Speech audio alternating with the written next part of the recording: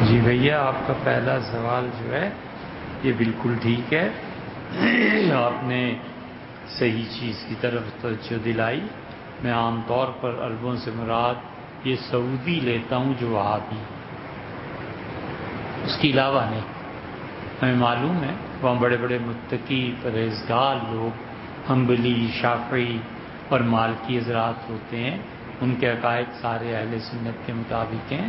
آپ نے بالکل صحیح فرمایا اور صحیح چیز کی طرف صحیح موقع پہ توجہ دلائی کہ تصوف کے بارے میں ہمارا موقف کیا ہے.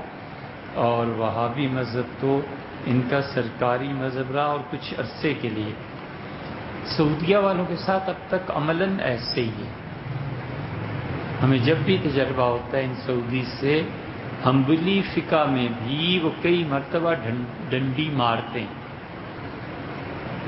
ہمارا تجربہ یہ ہے.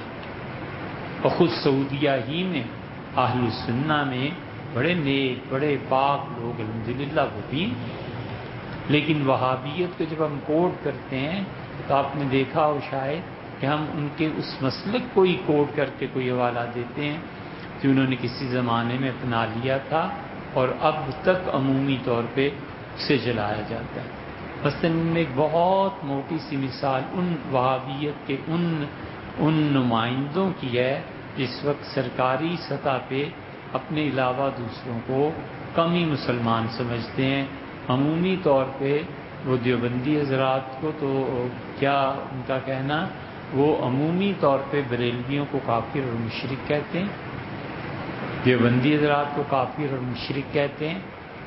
اہل حدیث جو پاکستان کے بڑے بڑے اچھے لوگ تھے کبھی کبھی ان کی بھی وہ سختی لے آتے ہیں. تو ہماری مراد اس طبقے سے. بہرحال آپ نے بات درست کی، آپ کی بات سے آپ نے تحریر فرمایا کہ پاکستان میں لوگوں سے زیادہ آپ کو باہر کے ملکوں میں سنا جاتا ہے. یہ بڑی تمنا ہے، بڑی تمنا ہے. کاش مجھے کوئی نہ سنے،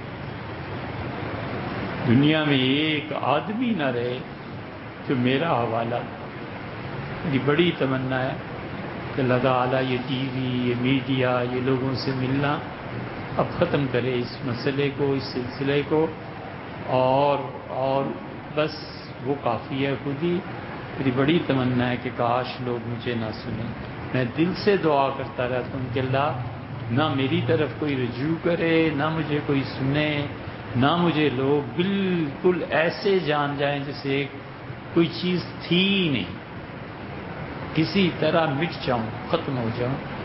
میں تنگ آتا ہوں ان چیزوں سے. جب کوئی تعریف کرتا ہے، جب کوئی کہتا ہے جسے آپ نے لکھا ہے کہ لوگ سنتے ہیں اور لوگ تعریف کرتے ہیں، میں تنگ ہوتا ہوں، جو غصہ آتا ہے.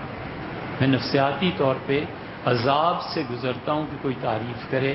ہمارے یہاں نہ تعریف کرنے کی کوئی روایت ہے نہ سننے کی. ہم نے اپنے مشائخ کو ایسے ہی دیکھا، میں نے اپنے بزرگوں اور اساتذہ کو ایسے ہی دیکھا.